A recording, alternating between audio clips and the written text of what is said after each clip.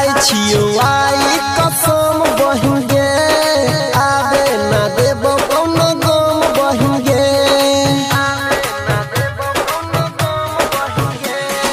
खाई छियो आई कसम बहिन गे